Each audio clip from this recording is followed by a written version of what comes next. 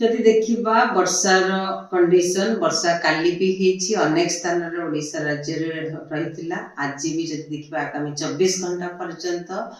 राज्य रे अनेक स्थान रे हल्का मध्यम धरणर वर्षा रहिबा सहित गोटे किंबा दुईटा स्थान रे प्रबल वर्षा भी रहिबार संभावना रहिछि जेमति कि नवरंगपुर कलाहांडी नयागढ़ खोर्धा कटक गंजाम गजपति रायगढ़ जिले में केन्द्रापड़ा रे भी मध्यम धरण वर्षा हो पारे ता सहित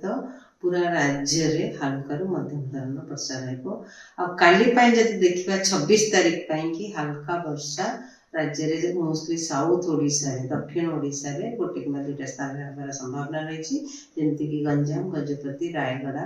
कोरापुट मालकानगिरी नवरंगपुर आउ कलाहांडी जिले में काली किंतु आज पूरा राज्य में गोटे दुटा डिस्ट्रिक्ट की छाड़ी सुंदरगढ़ जमी झारसुगुड़ा सुंदरगढ़ को छाड़ी अलग डिस्ट्रिक्ट मान वर्षा रही संभावना रही काली माने 26 तारीख पर वर्षार परिमाण पूरा कमिज वर्षा